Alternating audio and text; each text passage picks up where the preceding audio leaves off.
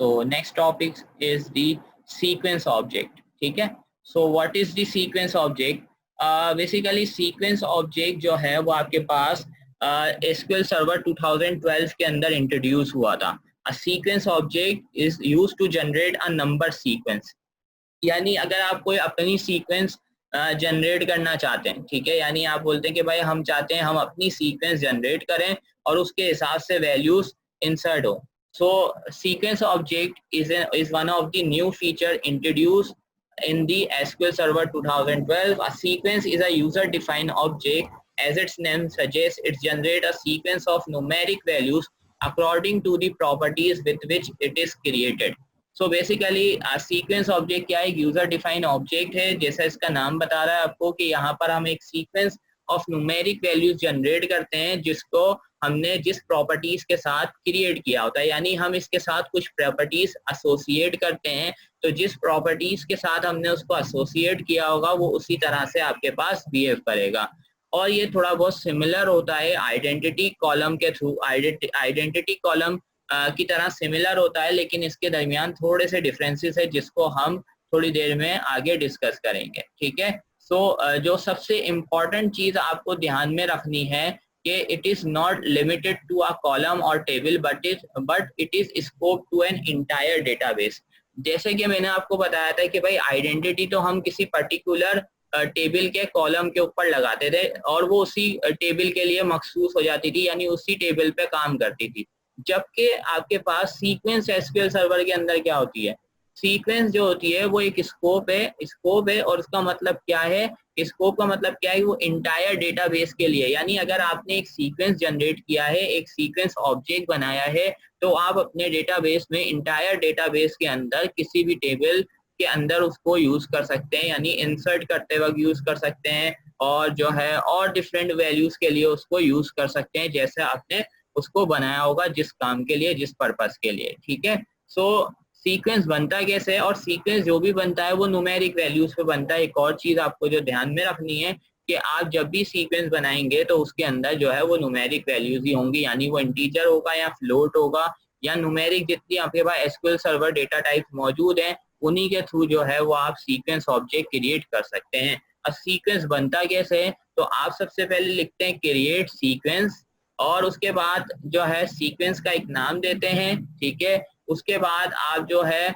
Built in integer type बताते हैं. उसके बाद एक ऑप्शन आता है स्टार्ट विद. तो लेट्स डिस्कस दिस. ठीक है, तो ये सारे ऑप्शंस हैं, ठीक है, सारी प्रॉपर्टीज हैं जो आप सीक्वेंस के साथ एसोसिएट कर सकते हैं. So first of all data type, built in integer data type आप यूज कर सकते हैं या user defined integer type use कर सकते हैं.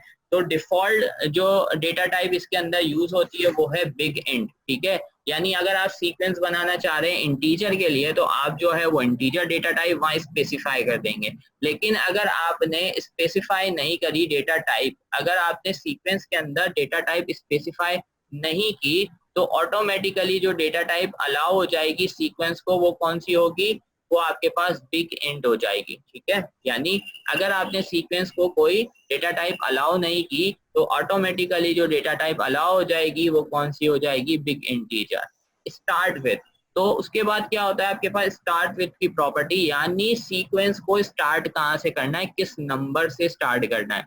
लेट्स से आप बोलते हो भाई सीक्वेंसेस को स्टार्ट करना है 25 से, तो first value of the sequence will be 25, यानी आपका सीक्वेंस कहाँ से स्टार्ट होगा? 25 से स्टार्ट होगा. जैसे आप आइडेंटिटी के अंदर सीड की वैल्यू देते थे कि सीड का मतलब क्या होता था कि नंबर्स को कहाँ से स्टार्ट करना है, तो इसी तरह से स्टार्ट विद के अंदर भी आप जो वैल्यू देंगे तो उसका मतलब ये होगा कि सीक्वेंस ऑब्जेक्ट को यहाँ से स्टार्ट करना है. ठीक है, उसके बाद आपके पास आता है इंक्रीमेंट बाय. ठीक है, इंक्रीमेंट बाय का मतलब क्या है कि आप कितना इंक्रीमेंट करना चाहते हैं आप सीक्वेंस ऑब्जेक्ट के अंदर, यानी आपने लेट्स से स्टार्ट विद आपने कहा 20, तो 20 के बाद आप उसके अंदर नेक्स्ट आइटरेशन में, यानी नेक्स्ट टाइम जब आपके पास नई वैल्यू सीक्वेंस की जनरेट होगी तो उसके अंदर कितना इंक्रीमेंट हो या डिक्रीमेंट हो वो आप यहाँ पर स्पेसिफाई करते हैं. अब यहाँ पर लिखा हुआ सिर्फ इंक्रीमेंट बाय है, तो अगर आप माइनस वैल्यू दे देंगे तो डिक्रीमेंट हो जाएगा. ठीक है, यानी आपने इंक्रीमेंट बाय के आगे लिख दिया -1, तो इट मीन्स कि अगर आपकी वैल्यू 20 से स्टार्ट हो रही है तो माइनस का इंक्रीमेंट यानी -1 जो है डिक्रीमेंट होता रहेगा। कैसे? यानी फर्स्ट वैल्यू जनरेट होगी 20, the second value will be the -19, ठीक है। और अगर आप माइनस नहीं यूज करेंगे तो देन आपके पास जो है वो प्लस यानी इंक्रीमेंट होता रहेगा। Then we have another property that is minimum value. We can also specify the minimum value, ठीक है, यानी हम मिन वैल्यू स्पेसिफाई कर सकते हैं। It specified that there is no minimum value specified for the given sequence space. अगर आपके पास आप चाहते हैं कि कोई मिनिमम वैल्यू ना हो इसकी, ठीक है, यानी कोई भी वैल्यू आ जाए, कोई मिन वैल्यू नहीं है, तो आप यहाँ पर नो मिन वैल्यू का जो प्रॉपर्टी है उसको यूज कर सकते हैं। मैक्स वैल्यू, अगर आप नेक्स्ट वैल्यू स्पेसिफाई करना चाहते हैं, मैक्सिमम वैल्यू, लेट से आप बोलते हैं कि भाई मिनिमम वैल्यू 1 और मैक्सिमम वैल्यू 100, तो आप रेंज बताना चाह रहे हैं कि हमारा सीक्वेंस ऑब्जेक्ट के अंदर जो है 1 से लेके 100 तक वैल्यूज आएंगी, उसके बाद वैल्यूज ये एक्सेप्ट नहीं करेगा, तो फिर आप मैक्स के अंदर जो है वो मैक्सिमम वैल्यू जो है वो स्पेसिफाई कर देंगे, ठीक है। और अगर आप जो है कोई मैक्सिमम वैल्यू स्पेसिफाई नहीं करना चाहते तो आप नो मैक्स वैल्यू को यूज कर सकते हैं। Then we have another property that is cycle. अब साइकिल का मतलब क्या होता है? It specify that reset the sequence object when the sequence object reach the maximum और minimum value। तो जब हमने मिनिमम और मैक्सिमम वैल्यू जो है वो सेट की हुई होती है, तो अगर मैक्सिमम वैल्यू या मिनिमम वैल्यू क्या हो जाती है, यानी आपकी मैक्सिमम वैल्यू रीच हो जाती है, जैसे 100 मैक्सिमम वैल्यू थी, जैसे ही 100 रीच हो जाएगी तो आपके पास सीक्वेंस ऑब्जेक्ट एरर देना स्टार्ट कर देगा। तो उस एरर को अवॉइड करने के लिए आप साइकिल यूज कर सकते हैं। तो अगर आपने साइकिल का जो प्रॉपर्टी है वो यहाँ पर यूज किया होगा सीक्वेंस के अंदर, तो ये क्या करेगा, आपके पास रीसेट कर देगा आपके जो है सीक्वेंस ऑब्जेक्ट को, यानी रीसेट करके कहाँ पर ले आएगा, वो स्टार्टिंग वैल्यू जो आपने दी थी वहां से रीसेट कर देगा।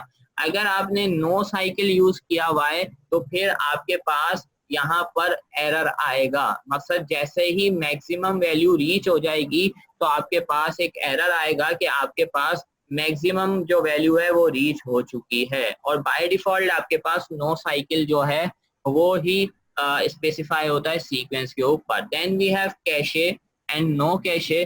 तो कैशे और नो कैशे जो है उसको हम अभी डिस्कस करते हैं थोड़ी देर के अंदर। तो let's create our first sequence, ठीक है। सो सबसे पहले हम एक सीक्वेंस ऑब्जेक्ट क्रिएट करते हैं, तो लेट्स से क्रिएट सीक्वेंस, ठीक है। और सीक्वेंस का जो भी आप नाम देना चाहते हैं, let's say student student underscore SEQ, ठीक है। तो मैंने स्टूडेंट का एक सीक्वेंस बनाया, ठीक है।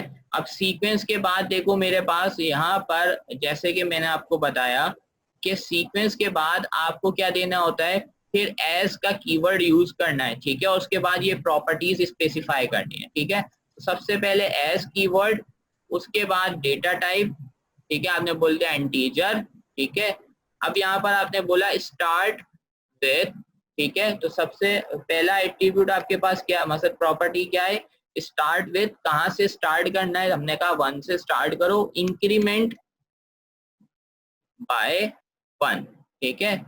सो यहाँ पर इंक्रीमेंट बाय 1 आपने लिख दिया कि भाई हमें कितना इंक्रीमेंट करना है, इंक्रीमेंट हमें 1 का इंक्रीमेंट करना है। तो जैसे ही मैं इसको रन करूंगा, एग्जीक्यूट करूंगा, सो यू कैन सी कि हमारे पास यहाँ पर लिखा हुआ आ गया है कमांड कंप्लीटेड सक्सेसफुली। अब इसको हम चेक कैसे करें कि हमारा सीक्वेंस बना भी है या नहीं हुआ है, तो हम यहाँ पर जाएंगे, ये देखें अभी तक हम यहाँ पर थे, ठीक है। तो ये हम डेटाबेसिस के अंदर जब आते हैं, ठीक है, तो यहाँ पर आप देख सकते हो कि हमारे पास यहाँ पर ये टेबल्स आ रहे हैं, ठीक है। अब टेबल्स के बाद ये जो आपके डेटाबेस आ रही है, डेटाबेस के अंदर एक और आपके पास यहाँ पर ये देखो ऑप्शन आ रहा है दैट इज प्रोग्रामेबिलिटी, ठीक है। प्रोग्रामेबिलिटी के अंदर आप जाओगे तो यहाँ पर स्टोर प्रोसीजर, फंक्शंस और बहुत सारी चीजें और शो हो रही होती हैं, लेकिन हमें यहाँ पर क्या चेक करना है, सीक्वेंसेस को चेक करना है। तो देखो यहाँ पर सीक्वेंसेस दिखा रहा है, तो अगर हमने कोई सीक्वेंस बनाया होगा तो वो यहाँ पर शो होगा। तो अभी देखो आपके पास यहाँ पर सीक्वेंस शो हो रहा है, देख रहे हो, dbo.std_seq। तो हमने यहाँ पर ये बताया कि भाई हमने जो सीक्वेंस बनाया था वो यहाँ पर शो हो रहा है। सो नाउ कि हमने जब ये सीक्वेंस बना लिया तो अब इसकी वैल्यू को कैसे एक्सेस करेंगे। सो अगर हमने जो है वो सीक्वेंस बना लिया है तो सीक्वेंस बनाने के बाद अगर हमें जो है उसकी नेक्स्ट वैल्यू चाहिए तो उसके लिए आपके पास एक कमांड यूज होती है, that is next value clause. ठीक है, नेक्स्ट वैल्यू फॉर क्लॉज।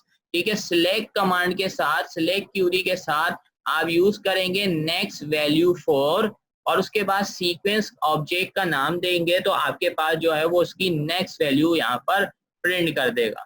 ठीक है, तो लेट्स से मैं यहाँ पर लिखता हूँ सिलेक्ट नेक्स्ट वैल्यू फॉर, ठीक है, डीबीओ डॉट, हमारे सीक्वेंस का नाम क्या रखा था, std_seq।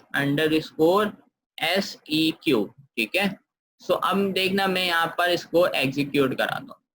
तो देखो अभी क्या आया 1, क्योंकि हमारा सीक्वेंस कहाँ से स्टार्ट हुआ था, 1 से हमारा सीक्वेंस स्टार्ट हुआ था, तो इसने क्या रिटर्न किया है, 1 रिटर्न किया। फिर एग्जीक्यूट किया, अब क्या रिटर्न किया, 2, 1 का इंक्रीमेंट हो गया। जब इसको मैंने नेक्स्ट टाइम एग्जीक्यूट किया तो 1 का क्या हो गया, इंक्रीमेंट हो गया। लेट्स से अगेन मैंने एग्जीक्यूट किया तो अब कितना आ रहा है, 3। फिर एग्जीक्यूट किया, तो अब देखो हमारे पास क्या आ रहा है, 5 आ रहा है। ठीक है, सो इस तरह से जो है सीक्वेंस क्या करता है, जब भी आप उसको रन करेंगे ये नेक्स्ट वैल्यू 4 का जो आपके पास यहाँ पर क्लॉज है, ये क्या करता है, उसकी नेक्स्ट वैल्यू आपको लाके देता है सीक्वेंस की। तो जैसे ही एक बार आपने ये नेक्स्ट वैल्यू 4 को यूज कर लिया तो उसकी नेक्स्ट वैल्यू जो है वो जनरेट होती जाएगी। ठीक है, तो यानी हमने इसको स्टार्ट कहाँ से किया था, 1 से, इंक्रीमेंट कहाँ से किया था, बाय 1 किया था। तो ये देख लो, आपको आपके पास है, यहाँ पे मैंने इसको 5 टाइम्स रन किया है, तो 5 टाइम रन करने के बाद अब इसकी वैल्यू क्या हो चुकी है, 5 हो चुकी है। ठीक है, तो सीक्वेंस क्या कर रहा है, सीक्वेंस जनरेट कर रहा है जब जब आप उसको एग्जीक्यूट कर रहे हैं। क्लियर है यहाँ तक। How we can check the next last sequence value, यानी अब हमें लेट सपोज अभी तो ये लिखा हुआ आ रहा है। ठीक है, लेट से मैंने कोई कमांड रन कर दी, ठीक है, select all from orders। ठीक है, तो अभी ये ऑर्डर्स की कमांड रन करती, इसको एग्जीक्यूट करता हूँ। ठीक है, तो ये तो सारे ऑर्डर्स आ रहे हैं। अब मुझे पता नहीं है कि भाई मेरे सीक्वेंस की लास्ट वैल्यू क्या थी। ठीक है, यानी कल तक मैंने सीक्वेंस यूज किए थे और आज मुझे मालूम करना है कि भाई पहले मुझे पता चले कि मेरी लास्ट सीक्वेंस की वैल्यू क्या थी। ठीक है, तो आपको सीक्वेंस की जो लास्ट वैल्यू है वो अगर मालूम करनी है, ठीक है, तो उसके लिए आप क्या यूज करेंगे, उसके लिए यानी अगर आप करंट सीक्वेंस की वैल्यू जो है वो मालूम करना चाहते हैं before generating the new value, तो आपके पास कमांड यूज होती है select all from system dot sequences where name equals to आपके पास जो भी आपके सीक्वेंस ऑब्जेक्ट का नाम है। ठीक है, तो आप कमांड क्या लिखेंगे, आपके पास कमांड यूज होगी यहाँ पर select from system dot sequence, ठीक है, सीक्वेंसेस, ठीक है, वेयर नेम इक्वल्स टू, तो आपके सीक्वेंस का नेम क्या है, सीक्वेंस का नेम हमने रखा था std_seq। ठीक है, तो जैसे ही जो है मैं ये कमांड रन करूंगा तो क्या एरर आया है, अच्छा ओके, हमने ऑल नहीं लिखा, सिलेक्ट ऑल फ्रॉम, क्योंकि ये आपके पास पूरा एक टेबल होता है, देयर इज इन ऑलरेडी। अच्छा, मैंने कंप्लीट कमांड को रन कर दिया। ठीक है, रन करते हैं इसको। तो आपके पास जैसे ही आप इस कमांड को रन करेंगे, system dot sequences basically sequence object जो जनरेट करते हैं ना, उसका एक आपके पास टेबल जनरेट हो रहा होता है। ठीक है, तो ये उसके सारे मतलब जितने भी सीक्वेंसेस आपने जनरेट किए होते हैं उसकी सारी इंफॉर्मेशन जो है वो इस टेबल के अंदर होती है। ठीक है, तो जब अगर आप चाहते हैं कि आपको पता चले कि भाई लास्ट वैल्यू आपके सीक्वेंस ऑब्जेक्ट की क्या थी, तो आप जो है सिलेक्ट कर सकते हैं सिस्टम डॉट सीक्वेंसेस इसमें, और वहां पर ये बता सकते हैं कि भाई किस सीक्वेंस की आपको इंफॉर्मेशन चाहिए। तो यहाँ पर आप देखो तो ये क्या क्या इंफॉर्मेशन दे रहा है, आपको नेम दे रहा है, उसका ऑब्जेक्ट आईडी, स्कीमा आईडी, ठीक है, उसके बाद टाइप क्या है, उसकी टाइप क्या है, आपके पास टाइप सीक्वेंस ऑब्जेक्ट है, कब ये क्रिएट हुआ था, लास्ट टाइम कब इसको मॉडिफाइड किया गया, ठीक है, और क्या ये आपके पास पब्लिश्ड है, स्कीमा पब्लिश है, स्टार्ट वैल्यू क्या है, इंक्रीमेंट क्या है, मिनिमम वैल्यू मैक्सिमम वैल्यू हमने स्पेसिफाई नहीं की थी, तो इसने खुद ब खुद जो डेटा टाइप है उसके हिसाब से सेट कर दिए। साइकिलिंग हमने की है या नहीं की है, हमने कैशे यहाँ पर सेट किया है या नहीं रखा है, कैशे का साइज क्या है, ठीक है। और उसके अलावा प्रिसीजन क्या है, करंट वैल्यू, देखो ये क्या है, करंट वैल्यू, तो करंट वैल्यू क्या थी, 5 थी, तो देखो ये यहाँ पर क्या रिटर्न कर रहा है, 5। मिनिमम वैल्यू क्या है, मैक्सिमम वैल्यू क्या है, तो ये सारी इन्फॉर्मेशन यहाँ से मिल जाती है। लेट सपोज आप बोलते नहीं मुझे तो सिर्फ करंट वैल्यू मालूम करनी है, तो अब आपको फील्ड मालूम है कि भाई करंट वैल्यू की एक फील्ड है इस टेबल के अंदर, तो आप उसको सिलेक्ट कर लो सिर्फ, तो आपको ये क्या रिटर्न करेगा, सिर्फ करंट वैल्यू रिटर्न करेगा। तो अब देखो आपको पता चल रहा है कि भाई स्टूडेंट सीक्वेंस की करंट वैल्यू क्या है, 5 है। सो लेट से मैं यहाँ से अगेन नेक्स्ट वैल्यू जनरेट करता हूँ, सिलेक्ट किया, और अब मैं इसको अगेन सिलेक्ट करता हूँ, तो ये अब आपको बताएगा कि भाई अब करंट वैल्यू सीक्वेंस की क्या हो चुकी है, सीक्वेंस ऑब्जेक्ट की करंट वैल्यू 6 हो चुकी है, क्योंकि मैंने वहां से उस सीक्वेंस को एक बार रन कर दिया था, ठीक है। तो अगर जब जब मैं सीक्वेंस को रन करता जाऊंगा तो सीक्वेंस की वैल्यू क्या होती रहेगी, इंक्रीमेंट होती रहेगी। और अगर मुझे करंट वैल्यू सीक्वेंस की मालूम करनी है तो हम जो है वो sys डॉट सीक्वेंसेस का जो ये टेबल होता है इसके थ्रू जो है ये डिटेल्स मालूम कर सकते हैं। तो अब आगे चलते हैं। So next what we can do, we can also alter the object to reset the sequence value, यानी हम सीक्वेंस ऑब्जेक्ट को क्या कर सकते हैं, ऑल्टर करके उसकी वैल्यू को रीस्टार्ट भी कर सकते हैं, ठीक है। कैसे रीस्टार्ट कर सकते हैं, तो आपको लिखना है यहाँ पर आके, लेट्स से मैं यहाँ पर लिखता हूँ ऑल्टर सीक्वेंस, और सीक्वेंस का नाम क्या है हमारे पास, std_seq रीस्टार्ट विथ 1, ठीक है। तो मैंने यहाँ पे क्या कर दिया, मैंने बोला इस सीक्वेंस को 1 से स्टार्ट कर दो फिर से, ठीक है। देखो मैं यहाँ पे ये एग्जीक्यूट कर रहा हूँ, ठीक है, तो कमांड सक्सेसफुली एग्जीक्यूट हो गई। अब मैं देखता हूँ कि मेरी सीक्वेंस की करंट वैल्यू क्या है, तो अब देखो करंट वैल्यू क्या आ रही है, 1 हो गई है। क्यों, क्योंकि मैंने वैल्यू को क्या कर दिया है, रीसेट कर दिया है। क्या कर दिया है, वैल्यू को मैंने रीसेट कर दिया है, ठीक है। यानी रीस्टार्ट कर देंगे, रीसेट कर देंगे तो वैल्यू क्या हो जाएगी, अगेन स्टार्टिंग पॉइंट से जनरेट हो जाएगी, ठीक है। तो हम ऑल्टर करके भी वैल्यू को क्या कर सकते हैं, रीसेट कर सकते हैं, ठीक है।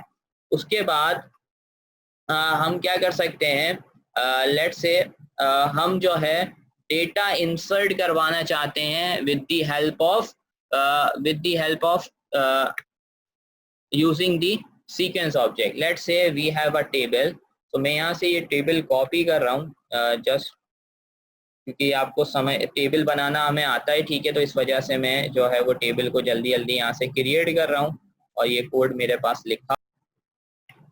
और यहाँ पर आते हैं, तो अब देखो मैं क्या कर रहा हूँ, मैंने यहाँ पर एक एम्प्लॉई का टेबल बनाया है, ठीक है। पहले मैं देख लूँ स्टूडेंट्स के डेटाबेस के अंदर कोई टेबल नहीं है एम्प्लॉई का, ठीक है। तो मैं यहाँ पर एम्प्लॉइज का टेबल बना रहा हूँ, उसके अंदर आईडी इंटीजर प्राइमरी की रखी है, नेम जो है एनवाचार, उसके बाद जेंडर हमने एनवाचार रखा है, और उसके बाद अब हम इंसर्ट करवा रहे हैं। और आईडी की वैल्यू देखो हमने आइडेंटिटी नहीं दिया हुआ ना, तो आइडेंटिटी नहीं दिया हुआ तो वैल्यू हमें खुद पास करनी होती है, ठीक है। तो हम आइडेंटिटी यानी हम जो आपके पास आईडी की वैल्यू है ना वो किसके थ्रू पास कर रहे हैं, सीक्वेंस के थ्रू पास कर रहे हैं। किसके थ्रू पास कर रहे हैं, सीक्वेंस के थ्रू पास कर रहे हैं। और यहाँ पर अब हमें क्या कॉल करना पड़ेगा, अपना सीक्वेंस ऑब्जेक्ट कॉल करना होगा। तो सीक्वेंस ऑब्जेक्ट क्या है, dpo dot std_seq, so this is underscore लिखना था, ठीक है। So this is our sequence object, तो मैं यहाँ से अपना सीक्वेंस ऑब्जेक्ट जो है वो कॉल कर रहा हूँ। तो यानी अब जो है वो मैं आईडी की वैल्यू खुद पास नहीं कर रहा हूँ, जबकि मैं सीक्वेंस के थ्रू जो है वो आईडी की वैल्यू पास कर रहा हूँ, ठीक है। तो इंसर्ट कमांड के अंदर अब हम क्या यूज कर रहे हैं, ये सीक्वेंस का जो ऑब्जेक्ट है उसको यूज कर रहे हैं। तो अब क्या करते हैं, हम यहाँ से इस स्टेटमेंट को पहले टेबल को जनरेट करवाते हैं, ठीक है। सो मैं यहाँ से दोनों कमांड्स को एक साथ ही एग्जीक्यूट करा देता हूँ, ठीक है। तो एग्जीक्यूट करते हैं, सो आप देख सकते हो हमारे पास यहाँ पे टेबल भी जनरेट हो गया होगा, और यहाँ पर दो जो है आपके पास एम्प्लॉइज का डेटा जो है वो भी इंसर्ट हो गया होगा इस टेबल के अंदर। तो कैसे वेरीफाई करेंगे, हम यहाँ से आएंगे, सिलेक्ट करेंगे, select all from the employees table, ठीक है। तो मैंने यहाँ से एम्प्लॉइज टेबल को यहाँ से उसका डेटा सिलेक्ट करवाया और एग्जीक्यूट करते हैं। तो you can see we are getting the employee data. और अब आप सीक्वेंस पे देखो, क्योंकि हमने सीक्वेंस को रीस्टार्ट कर दिया था 1 पे, तो इस वजह से बैन को जो है वो फर्स्ट आईडी असाइन हुई है और सारा को जो है वो आपके पास सेकंड आईडी असाइन हुई है। तो अब अगर मैं जाता हूँ और यहाँ से जाके करंट वैल्यू जो है वो सीक्वेंस की मालूम करता हूँ, तो अब देखते हैं हमारे पास क्या मिलती है। सो अब देखो सीक्वेंस की करंट वैल्यू क्या आ रही है, 2 आ रही है, यानी जो अभी हमने लास्ट इंसर्ट किया था उस पे हमारे पास सीक्वेंस की क्या वैल्यू इंसर्ट हुई है, 2 इंसर्ट हुई है। तो ये हमें बता रहा है कि अभी हमारे पास जो है करंट वैल्यू जो है वो सीक्वेंस ऑब्जेक्ट की क्या है, 2 है। ठीक है, तो अब क्या हो रहा है कि अब जब भी हम इंसर्ट कर रहे हैं तो हमारे पास डेटा कहाँ से जा रहा है, यानी आईडी की वैल्यू कहाँ से जा रही है, सीक्वेंस के थ्रू जा रही है। ठीक है, जो हमने स्टार्ट में सीक्वेंस ऑब्जेक्ट क्रिएट किया था। यहाँ तक क्लियर है? तो नाउ हमने एक और इसके अंदर डिस्कस किया था कि अभी जब हमने सीक्वेंस ऑब्जेक्ट बनाया था, देखो ये वाला सीक्वेंस ऑब्जेक्ट बनाया था ना हमने, और इसमें हमने सिर्फ क्या यूज किया था, हमने देखो इंटीजर यूज किया और हमने बोला इसको स्टार्ट करो 1 से, इंक्रीमेंट करो किससे, 1 से। ठीक है, और अब हमने ना कोई मिनिमम वैल्यू लगाई थी, ना कोई हमने यहाँ पर मैक्सिमम वैल्यू लगाई थी। ठीक है, तो यहाँ पर एक कॉन्सेप्ट आता है रीसाइक्लिंग का। तो रीसाइक्लिंग का मतलब क्या है कि लेट से हम एक बनाते हैं, यहाँ पर एक और सीक्वेंस बनाते हैं, सीक्वेंस ऑब्जेक्ट लेट से, इसको हम बोलते हैं रैंडम, रैंड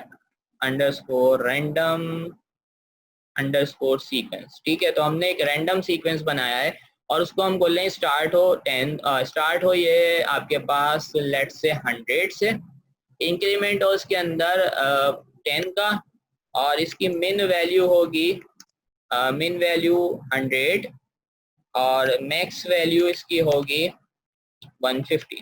ठीक है, सो ये हमने सीक्वेंस जनरेट किया है। ठीक है, सो अब मैं ये सीक्वेंस ऑब्जेक्ट बना रहा हूँ। तो random sequence size greater than the number of available values.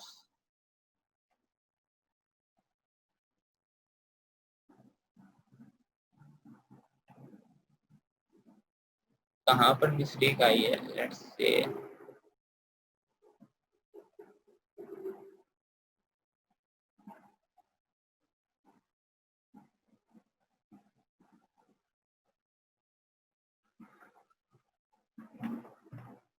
मिन वैल्यू मैक्स वैल्यू हमने बिल्कुल सही पास किया है।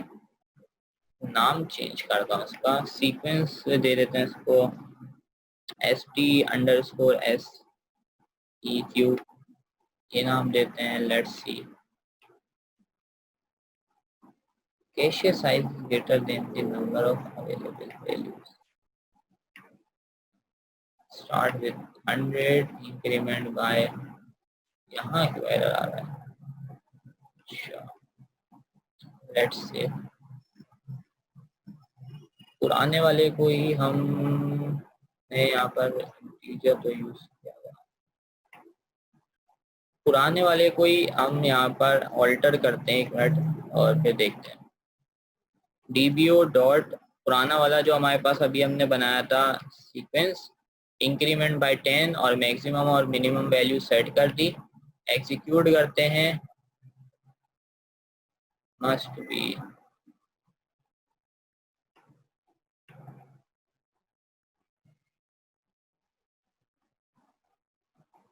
अच्छा ये यहाँ पर भी मसला कर रहा है।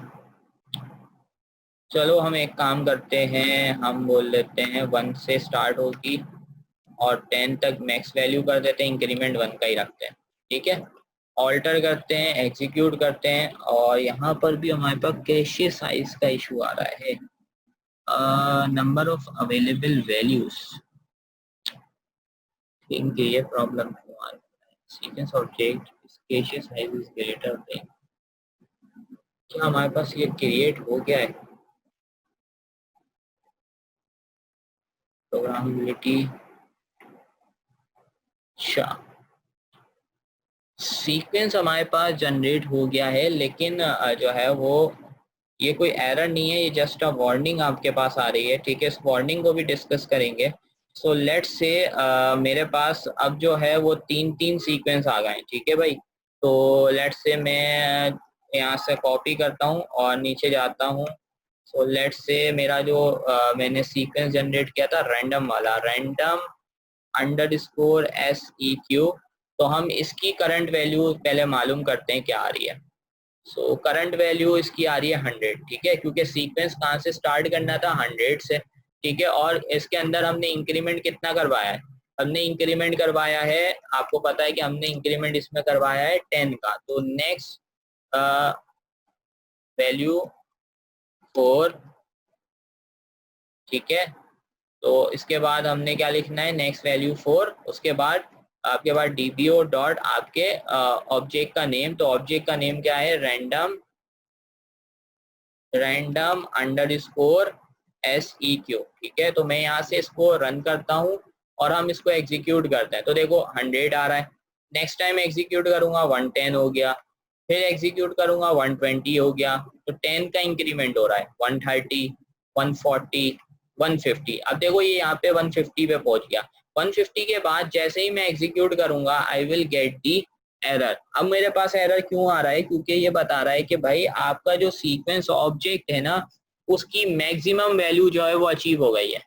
तो मैक्सिमम वैल्यू जब अचीव हो जाएगी और अगर आपने साइकिल यूज नहीं किया है, यानी बाय डिफॉल्ट मैंने आपको बताया था कि by default no cycle property use हो रही होती है। कौन सी प्रॉपर्टी यूज हो रही होती है, नो साइकिल, ठीक है। तो अगर आपने साइकिल प्रॉपर्टी यूज नहीं की है तो इसका मतलब क्या है, जैसे ही आपकी मैक्सिमम लिमिट पहुंचेगी, यानी आपके सीक्वेंस की मैक्सिमम लेवल जो है वो अचीव हो जाएगी, तो आपके पास एरर आना स्टार्ट हो जाएगा। आपके पास क्या आना स्टार्ट हो जाएगा, एरर आना जो है वो स्टार्ट हो जाएगा, ठीक है। सो अब इसको किस तरह से अवॉइड किया जा सकता है, तो इसके लिए आपको क्या करना पड़ेगा, आपको या तो आप एक नया जो है वो या तो आप नया जो है वो कोई जो है सीक्वेंस ऑब्जेक्ट बनाएं, या फिर आप इसी ऑब्जेक्ट को क्या करें, आप इसी ऑब्जेक्ट को जो है वो यहाँ पर ऑल्टर कर दें, ठीक है। ऑल्टर करके इसके अंदर जो है वो आप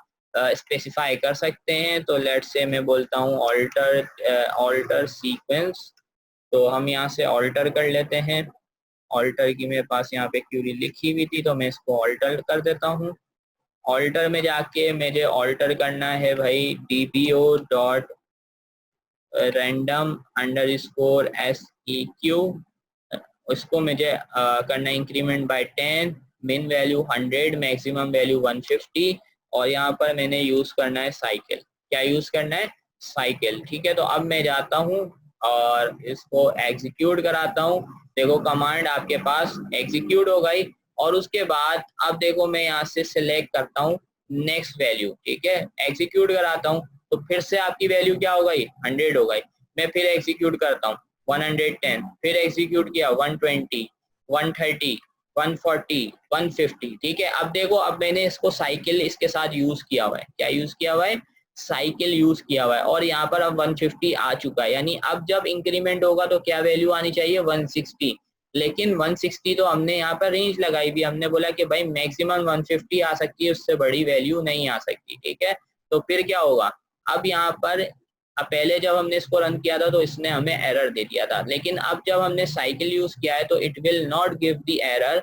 ये क्या कर देगा, ये आपके पास उसको फिर से रीसेट कर देगा, वैल्यू को क्या कर देगा, वैल्यू को रीसेट कर देगा। यानी अब वैल्यू कहाँ पर आ गई, जहां से स्टार्ट हुई थी वहीं पर आ गई, ठीक है। यानी स्टार्ट कहाँ से हुई थी, 100 से स्टार्ट हुई थी। तो जैसे ही मैक्सिमम वैल्यू रीच होगी आपके पास, अगर आपने साइकिल यूज किया होगा तो फिर आपके पास वैल्यू क्या हो जाएगी, रिसाइकिल हो जाएगी, यानी फिर से उसी जगह से स्टार्ट हो जाएगी जहां से आपने उसको स्टार्टिंग में स्टार्ट किया था, ठीक है। सो अगर आप चाहते हैं कि आपके पास एरर ना आए और आपकी वैल्यू रीसेट हो जाए सीक्वेंस ऑब्जेक्ट की, तो आप जो है साइकिल को यूज करेंगे। तो इसी वजह से कैशे का काम क्या है, अगर हम चाहते हैं परफॉर्मेंस इंप्रूव करना चाहते हैं सीक्वेंस ऑब्जेक्ट की, तो फिर हम कैशे को यूज कर सकते हैं। When the sequence object values are cached, then they are simply read from the memory instead of the disk, which will improve the performance of the application. So basically जब तक हमने अगर cache memory में store, यानी हम क्या करते हैं, हम कैश बता देते हैं। जैसे यहाँ पर अगर आप देखोगे तो यहाँ पर एक सीक्वेंस बना हुआ है, इसको स्टार्ट किया गया है 1 से, इंक्रीमेंट किया गया है 1 तक, और उसके अंदर कैश यूज किया गया है 10। तो आपने कैश 10 लिखा है, तो इसका मतलब क्या है, इसका मतलब ये है कि 1 से 10 तक वैल्यू जो है वो कहाँ से रीड की जाएंगी, read from the memory instead of the disk, यानी डिस्क की बजाय मेमोरी से रीड की जाएंगी। ठीक है, तो आपके पास क्योंकि वो मेमोरी से रीड की जाएंगी, तो इस वजह से आपके पास उसका जो रीड का टाइम होगा वो फास्टर होगा, और आपके पास क्यूरी के अंदर भी आपको जो है वो इम्प्रूव परफॉर्मेंस मिलेगी। ठीक है, जैसे ही ये 10 मेमोरीज हो जाएंगी, तो then next 10 set of memory values जो है वो आपके पास कैश के अंदर आ जाएंगी। ठीक है, तो कैशे का मतलब ये है कि कैशे और कैशे के साथ उसका जो साइज होता है, आप क्या करते हो, आप उसको ये बताते हो कि भाई कैशे का साइज यानी कितनी वैल्यूज को कैशे करना है। तो यहाँ पर देखो इस एग्जाम्पल के अंदर जैसे ही आपके पास 10 वैल्यूज कैशे हो जाएंगी, जैसे ही आपकी 11th value is requested, then the next 10 values will be cached again, यानी आपके पास फर्स्ट से लेके 1 से लेके 10 वैल्यूज कैशे होंगी, उसके बाद 11 से लेके 20 तक की वैल्यू जो होंगी वो आपके पास कैश मेमोरी में आएंगी। ठीक है, तो इसको प्रैक्टिकली आपको कुछ अभी अगर मैं करके भी दिखाऊंगा तो आपको कुछ नजर नहीं आएगा, क्योंकि इम्प्रूव जो परफॉर्मेंस की बात आती है वो लार्ज अमाउंट ऑफ डेटा पे आती है। ठीक है, तो अभी हमारे पास जो डेटा है वो बिल्कुल 10 रिकॉर्ड्स हैं या 11 रिकॉर्ड्स हैं, तो उनके ऊपर आपको ये परफॉर्मेंस का फर्क नजर नहीं आएगा, लेकिन ये परफॉर्मेंस जनरली इंक्रीज होती है जब आपके पास नंबर ऑफ रिकॉर्ड्स जो है वो इंक्रीज हो जाते हैं, यानी नंबर ऑफ रिकॉर्ड्स ज्यादा होंगे तो जब उसको फैच करेंगे तो फैच करने में भी टाइम लगेगा, और वहां पर जब आप कैशिंग को यूज करेंगे तो आपको पता चलेगा कि हाँ यहाँ पर कुछ परफॉर्मेंस में फर्क आ रहा है। वो परफॉर्मेंस भी जो होती है वो मिनिमम ऐसा नहीं होता कि बहुत ज्यादा फर्क आ रहा होता है, 5-5 6-6 मिनट का फर्क आ रहा होता है, ऐसा नहीं होता, सेकंड्स का फर्क आ रहा होता है। लेकिन सेकंड्स का फर्क भी अगर आप सेकंड्स को मिलाएंगे तो आपके पास मिनट्स बन जाते हैं, तो इस वजह से और वो जो सेकंड्स का भी फर्क हमारे पास आता है वो भी परफॉर्मेंस के अंदर जो है वो काउंट। सो ये लास्ट टॉपिक है सीक्वेंस में, उसके बाद हम जो है क्लास को ऑफ करेंगे। वी कैन ऑल्सो सीक्वेंस जो है हमने जो सीक्वेंस ऑब्जेक्ट क्रिएट किए होते हैं, अगर हम सीक्वेंस ऑब्जेक्ट को ख़त्म करना चाहें, डिलीट करना चाहें तो वो भी पॉसिबल है। वो किस तरह से हो सकता है कि हम यहाँ पर लिखेंगे ड्रॉप, ड्रॉप के पास सीक्वेंस और सीक्वेंस का नाम, तो वो जो सीक्वेंस है आपके पास क्या हो जाएगा, सीक्वेंस जो है वो आपके पास डिलीट हो जाएगा। अब किस तरह से होगा, लेट्स से हम यहाँ पर आते हैं, तो मेरे पास यहाँ पर 3 सीक्वेंस जनरेट हो गए थे। ठीक है, तो मैं बोलता हूँ भाई ये जो ST_SEQ है ना, इसको डिलीट करना है, इसको खत्म करना है। तो here I will write the command drop, drop के बाद मुझे लिखना है सीक्वेंस। ठीक है, सीक्वेंस डिलीट, सीक्वेंस को ड्रॉप करना है, किस सीक्वेंस को ड्रॉप करना है, तो मैंने कहा भाई ST_SEQ, this is the sequence that I want to drop। तो मैंने यहाँ पर इसको सेलेक्ट किया, एग्जीक्यूट करूंगा तो यहाँ पर कमांड लिखा हुआ है सक्सेसफुली। तो यहाँ पर एक बार मैं इसको डेटाबेस को रिफ्रेश करता हूँ, और अब यहाँ से प्रोग्रामेबिलिटी में जाते हैं, सीक्वेंस में आते हैं, तो यहाँ पर आप देख सकते हो कि ST_SEQ वाला जो आपके पास सीक्वेंस है वो ड्रॉप हो चुका है। ठीक है, तो अगर आप सीक्वेंस को ड्रॉप करना चाहें, सीक्वेंस ऑब्जेक्ट को, तो वो भी पॉसिबल है एसक्यूएल सर्वर के अंदर। Then we have another thing to discuss कि अगर आप चाहें तो आप GUI के थ्रू भी जो है वो क्या क्रिएट कर सकते हैं, सीक्वेंस को जनरेट कर सकते हैं। यानी अभी आप सीक्वेंस किसके थ्रू जनरेट कर रहे हैं, आप पूरी क्यूरी लिख रहे हैं। ठीक है, अगर आपको क्यूरीज याद नहीं है और क्यूरीज में आपको लिखने में डिफिकल्टी होती है, तो एसक्यूएल सर्वर के अंदर आप राइट क्लिक करके सीक्वेंस की टैब के ऊपर न्यू सीक्वेंस पे क्लिक करेंगे, तो यहाँ पर आपके पास ग्राफिकल यूजर इंटरफेस आ जाएगा, जिसके ऊपर आप जो है टाइप करके भी सीक्वेंस जो है वो जनरेट कर सकते हैं। तो यहाँ से कैसे जनरेट करेंगे, आप सीक्वेंस को कोई नाम देंगे, लेट्स से हमने दे दिया 19, हमने कहा STD1901B। ठीक है, ये हमने एक सीक्वेंस जनरेट कर लिया। ठीक है, अब यहाँ से देखें बाय डिफॉल्ट मैंने आपको बताया डेटा टाइप ये क्या लेता है, बिग इंटीजर। ठीक है, तो अगर आप कोई और डेटा टाइप यूज करना चाहते हैं न्यूमेरिक के अंदर तो आप वो सिलेक्ट कर लेंगे। ठीक है, लेट्स से मैंने कहा इंटीजर, तो इंटीजर हमारे पास यूज होगा। स्टार्ट वैल्यू क्या देनी है, ठीक है, तो मैंने कहा भाई स्टार्ट वैल्यू कर दो 10 और इंक्रीमेंट कर दो 10 का। ठीक है, मिनिमम वैल्यू देनी है तो आप यहाँ से मिनिमम वैल्यू दे देंगे, लेट्स से हमने कह दिया मिनिमम वैल्यू 10 और हमने बोल दिया मैक्सिमम वैल्यू इज 1000, ठीक है। तो अब देखो मैंने यहाँ से स्टार्ट किया 10 से, इंक्रीमेंट किया 10 का, मैक्सिमम वैल्यू मिनिमम वैल्यू 10 रख दी और मैक्सिमम वैल्यू क्या रख दी, आपके पास 1000 रख दी। अब यहाँ पर ये बोल रहा है साइकिल, अगर आप साइकिल पे क्लिक कर दोगे तो जैसे ही आपकी मैक्सिमम वैल्यू रीच होगी तो आपके पास अगेन रीसेट हो जाएगी आपकी वैल्यू और 10 से सीक्वेंस ऑब्जेक्ट स्टार्ट हो जाएगा। देन आपके पास देखो कैशे का ऑप्शन आ रहा है, no cache, default size, cache size. तो अगर आप कैशे सेट करना चाहते हो तो यहाँ पर आप कैशे का साइज दे दोगे, जैसे यहाँ पर दिया हुआ है 20, ठीक है बाय डिफॉल्ट। लेट से मैंने 10 कह दिया तो शुरू के जो 10 नंबर होंगे यानी 10 to 100 वो पहले कैश होंगे, उसके बाद 110 से लेके 200 तक वो कैश होंगे। तो इसी तरह से 10 जो आपके पास वैल्यूज है वो क्या होती रहेंगी, कैश होती रहेंगी। तो ये पूरा आपके पास आप इस तरह से भी जो है वो सीक्वेंस ऑब्जेक्ट जनरेट कर सकते हैं। अब आप इसको ओके करेंगे, ओके करेंगे तो आपके पास जो सीक्वेंस ऑब्जेक्ट है वो आपके पास यहाँ से आप देख सकते हो जनरेट हो चुका है, ठीक है। तो यहाँ पर देखो ये सीक्वेंस ऑब्जेक्ट आ रहा है, इस पे क्लिक करो इसको, तो ये आपके पास इसकी इंफॉर्मेशन आ रही है, ठीक है। तो आपके पास यहाँ से अगर आप इसको देखते हो लेट्स से ओके, सो फिर इस तरह से जो है वो आप ये सीक्वेंस जनरेट कर सकते हो। तो अब इस सीक्वेंस की वैल्यू आपको देखनी है तो आप यहाँ पर लिखोगे select next for next value for, sequence का नाम क्या था, एसटीडी 190B। तो मैंने इसको रन किया और एग्जीक्यूट करते हैं तो आप देखो सबसे पहली वैल्यू क्या आ रही है 10, ठीक है। एक बार अगेन रन करूंगा तो अब क्या आ रही है 20, ठीक है। उसके बाद अगेन रन करूंगा तो अब क्या आ रहा है 30। तो आपके पास देख सकते हो कि ये वाला जो हमने सीक्वेंस बनाया है, सीक्वेंस ऑब्जेक्ट बनाया है, वो किसके थ्रू बनाया है, वो हमने ग्राफिकल यूजर इंटरफेस के थ्रू बनाया है। तो आप सीक्वेंस ऑब्जेक्ट जो है वो क्यूरी के थ्रू भी बना सकते हैं, उसकी सारी प्रॉपर्टीज 1 by 1 भी सेट कर सकते हैं और आप जो है ग्राफिकल यूजर इंटरफेस को यूज करते हुए भी जो है वो सीक्वेंस ऑब्जेक्ट्स बना सकते हैं। सो ये सब चीजें क्लियर हैं, एनी क्वेश्चंस?